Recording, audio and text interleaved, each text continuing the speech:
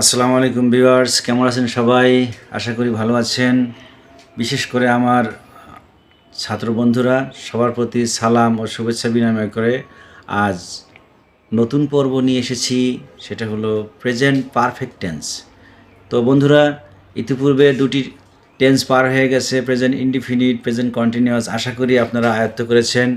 আজ একই ধারাবাহিকতায় প্রেজেন্ট পারফেক্ট টেন্সের আমরা 4টি ফর্ম করে নিয়ে এসেছি। প্রতিটি টেন্সের মনে রাখতে হবে, প্রতিটি টেন্স আয়ত্ত করতে গেলে অবশ্যই 4টি করে ফর্ম ন্যূনতমভাবে জানতে হবে।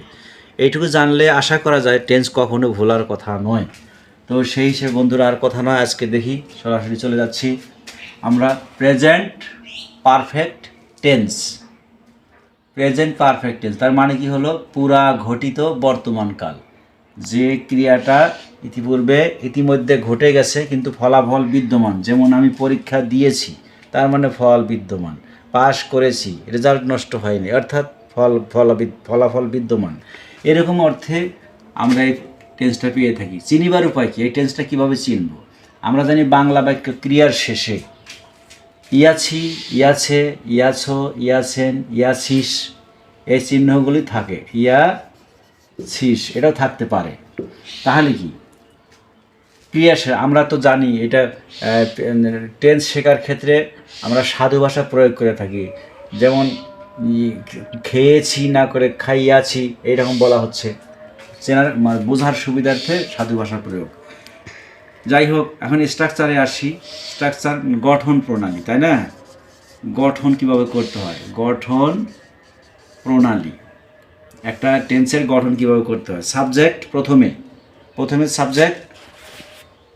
Subject plus have oblique has, have has number এবং পার্সন অনুযায়ী হ্যাভ হ্যাজ বসে, প্লাস পিপি বা V3 বললেও চলে। পাস্ট পার্টিসিপল বা ভার্বের V3 আমরা কি দেব? V3 বা ভার্বের 3 নাম্বার ফর্ম বললেও চলবে। তাহলে এরপর কি অবজেক্ট বা অতিরিক্ত যা আছে তাই আসবে। তো আমরা দেখি subject plus have has plus V3 বা পাস্ট পার্টিসিপল প্লাস অবজেক্ট আমরা দেখলাম। এবার আমরা সরাসরি বাংলা এক্সাম্পলে যাই। আমি তোমাকে দেখিয়াছি বা আমি তোমাকে দেখেছি, সুবিধার্থে সাধু ভাষা প্রয়োগ করা হয়েছে। আমি তোমাকে দেখিয়াছি, তাহলে কি আই সাবজেক্ট প্লাস অক্সিলারি কিনে হয়েছে হ্যাভ, পার্সন অনুযায়ী এখন কি ভার্বের পাস্ট পার্টিসিপল সি স সিন 3 নম্বর ফর্ম দেওয়া হয়েছে, তারপর অবজেক্ট। তাহলে আই হ্যাভ সিন ইউ, আমি তোমাকে দেখিয়াছি। ঠিক এভাবে আমি তোমাকে দেখি নাই, বাস নেগেটিভ হয়ে গেল। তো নেগেটিভ করতে গেলে কি করতে হবে? আই সাবজেক্ট প্লাস হ্যাভ, সাহায্যকারী ভার্বের পরে আমরা নট বসালাম, হয়ে গেল I have not seen you.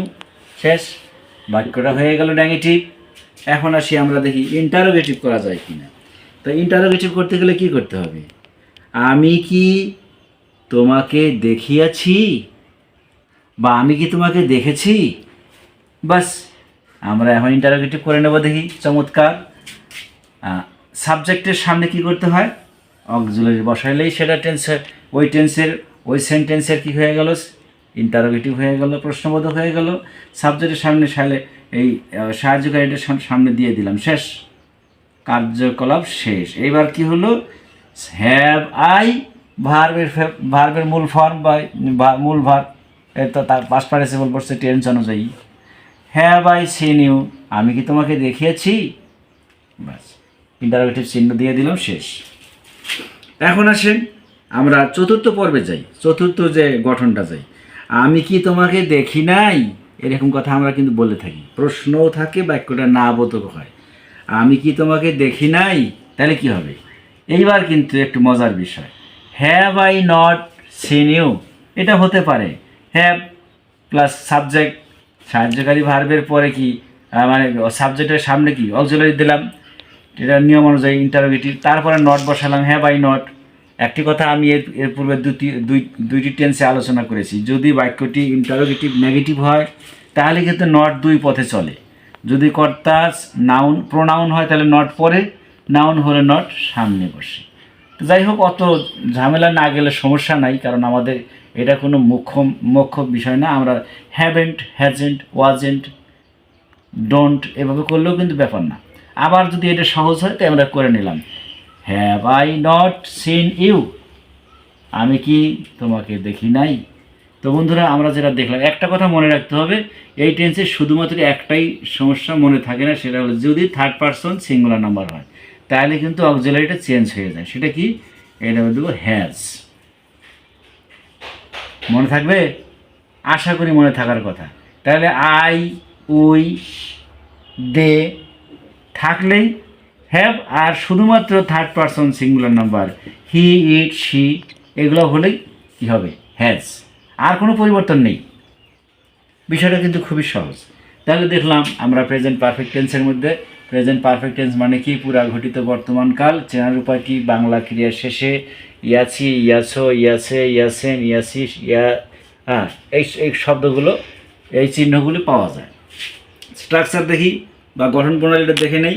Subject plus have has plus V3 plus object.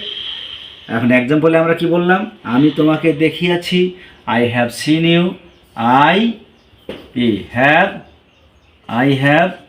Scene you, I have seen you, আমি তোমাকে দেখি নাই, I have not seen you, আমি কি তোমাকে দেখিয়েছি, হ্যাভ আই সিন ইউ, আমি কি তোমাকে দেখি নাই, have I not seen you.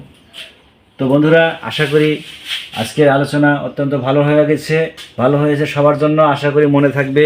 তো বন্ধুরা সবার কাছে অনুরোধ, বেশি সাবস্ক্রাইব করবেন, পাশে থাকুন বেল আইকন চেপে, লাইক শেয়ার কমেন্ট করে আশা করি আমাদের পাশে থাকবেন। আর টেন্স শেখার জগতে এসেছেন তার মানে ভালো জায়গায় এসেছেন, উত্তম জায়গায় এসেছেন। আপনি টেন্স এখান থেকে আয়ত্ত করবেন 100 ভাগ আশা করি। তো আজ আর নয়, আগামী পর্বে প্রেজেন্ট পারফেক্ট কন্টিনিউয়াস টেন্সের জগতে আমরা আলোচনা করব ইনশাআল্লাহ। আল্লাহ হাফেজ, ভালো থাকবেন। আসসালামু আলাইকুম রহমতুল্লাহ।